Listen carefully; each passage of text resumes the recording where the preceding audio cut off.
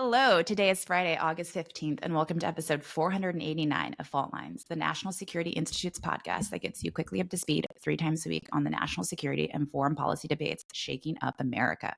I'm NSI fellow Jessica Jones, and I'm joined today by NSI Deputy Executive Director Martha Miller and our favorite advisory board member, Les Munson. Okay, this Friday, we're talking about the U.S.-China tech competition.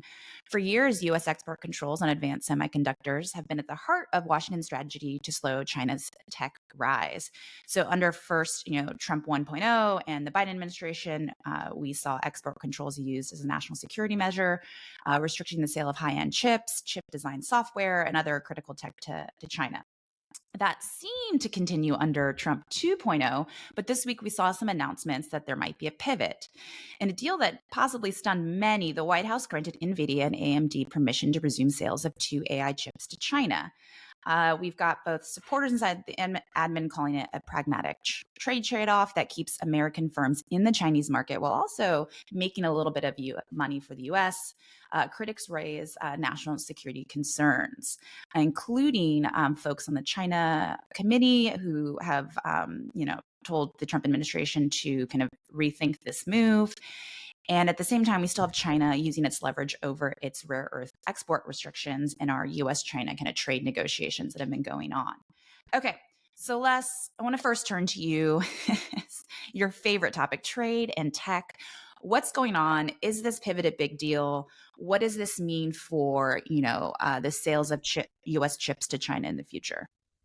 Well, I do think it's a big deal, and I think it's something that people should pay attention to. I know export controls are a really niche issue, and there's not a lot of folks out there who totally understand how this works. But the basic idea of export controls is that we don't, as a country, as a government, allow our companies to sell things to our adversaries that would help them compete with us militarily. And so there's a pretty good case to be made that some of these high-tech chips, and I'm no expert on the technology levels of these chips. Truly, I barely update the operating system on my iPhone on a regular basis. We can even hear you for this podcast usually. Thank you. I'm just pleased to be able to speak in complete sentences about this important topic. But the idea of export controls is you prevent your adversary from getting this technology. The flip side of that is if you don't sell them American products, then they develop the capability on their own. And China is certainly capable of doing that or making a plausible attempt at doing that. So there's a political disagreement here between national security hawks who don't want to sell these high-tech chips to China, and then the more kind of pro-commerce conservatives and some liberals who are willing to support kind of the American business and allow us to trade with people. And they would make the case that if you have these export controls, China will develop its own industry, and then we won't be able to stop anything they're doing. Better to have them reliant on American products that we could withdraw if necessary or limit in a certain way. I'm a little bit sympathetic to that argument. The problem is, I think, with export controls, you need consistency over time. You need buy-in from industry and other governments, and you have to have a coherent rationale behind what you're doing. We're playing this a little fast and loose, and so I think the administration is obliged to explain this a little bit more. How does this fit in with our other efforts? What other areas might we be willing to show some flexibility in, and kind of get some buy-in from the rest of the world? Otherwise, this thing is going to be leaking like a sieve, and our other efforts are going to have problems. So a lot of challenges here. I don't necessarily think it's the wrong approach by the administration. I just think they kind of need to nail it down, explain it, get congressional buy-in, try to get some Democrats to kind of come over and give this some bipartisan oomph. That's always a good idea. It helps persuade our friends and allies to join in the effort. And be highly mindful of the fact that, China is our potential adversary in the future, and we need to be very careful on this question. And so there needs to be really a deeper dive and a more coherently explained strategy behind all of this.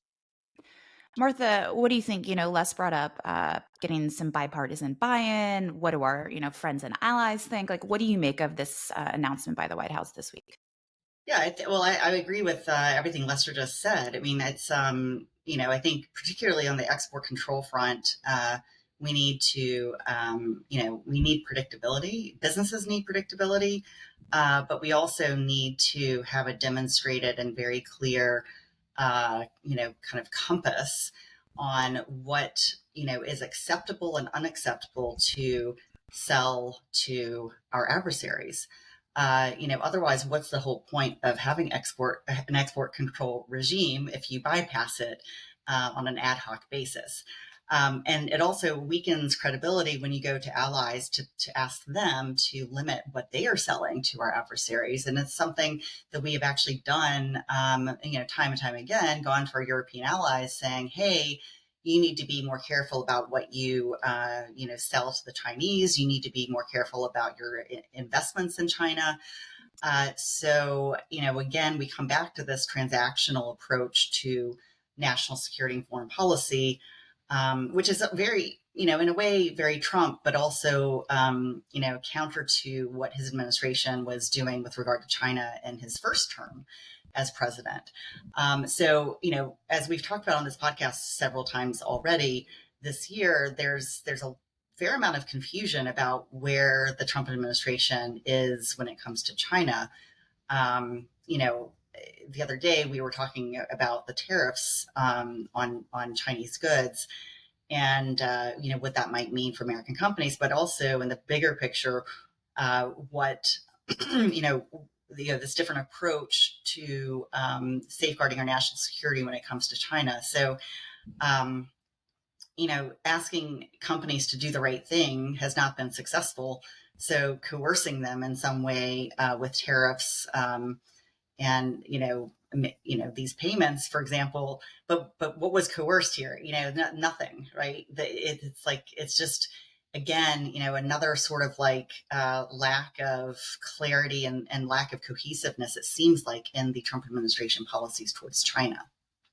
Lester wants to say something now. Jones, can I just jump in here? I think that in a way, the payment issue, that if these companies are going to pay the U.S. government part of what they're making on the transaction, is in a way the most interesting part of this. And I think it's the administration's attempt to split the bull between the horns, as it were, hit the bull between the horns between the national security hawks who don't want to do anything with China, and then the pro-commerce types who think we should be able to trade with anyone. This is a way of kind of being in the middle there.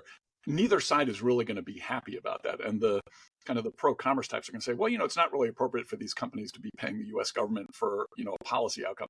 There's a pretty good point there. But at the same time, this might be a creative way of the president kind of getting both groups that are in his political coalition to support what he's doing. Well, I think the Trump administration has made the argument that this is not the highest level of chips that the market has to offer, right? And then the other argument is that the Chinese already have access to this, and of course they already have all the technologies at this level. I think the national security argument in favor of the administration is that, hey, they've got it already. Don't we want the chips that are sold to be American? And don't we want the standards set globally to be American? And I think that's the argument they're making. I think the question is, how strong is that argument? And I think that remains to be seen. And how will members, to your point, Jess, the select committee, these are the people who follow the relationship with China, day in, day out. If we deem them to be the experts on our risks with China, then we should be concerned. But let's see, I suspect there will be hearings on this. I think it would be shocking if there weren't. On the other hand, given that we have Republican leadership in both chambers, will committees be reticent to hold hearings? Of course, if the Democrats take back the House, next time around, I think we will definitely see a lot of activity on this, if nothing else, just to poke holes in the Republican strategy on national security. I think to both of your guys' point, what I think is interesting is Les brought up the 15% kind of revenue generation, and some of the stories, say reportedly Nvidia, the Trump administration asked for, I think, 25%, and the companies came back with, how about 10? And they settled at 15. And so that idea of trading policy for revenue, I think is a very interesting, it's not an industry-wide exemption or, now permission on these sales. It's two companies in particular. And so kind of the White House choosing which two companies can actually participate in the market on this, to me, is a very interesting facet. We see the Trump administration, and it's been pointed out, it's not the first administration to have favorites or kind of pick winners and losers in the market, but very vocally pick which companies or target different companies. Most recently we've seen, President Trump come out and say Intel needs to replace its CEO, right? This huge, large American company. And so that pressure and what that means for the market more generally, right? Or investor confidence in American companies and our regimes and our export control regimes. A little worrisome, or, the DOJ no longer enforcing the FCPA to level the playing field abroad. Just, interesting moves. So something I'm watching. So, right. I mean, if I could jump in, sorry. Yeah.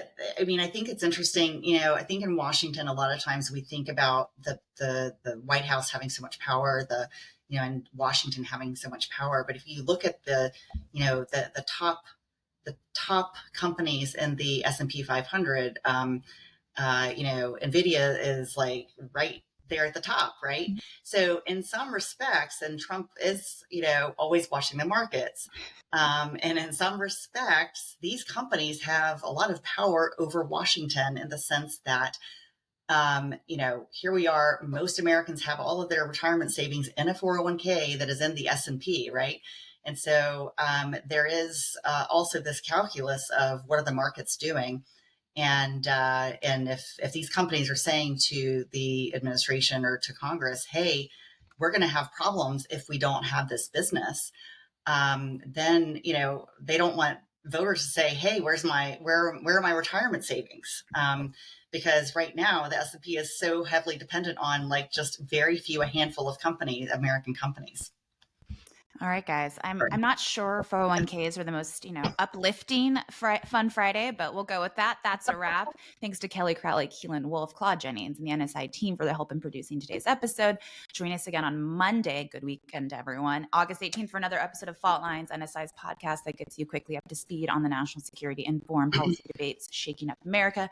We're on YouTube. Check us out there. And if you like what you heard or saw, be sure to rate, review, and subscribe.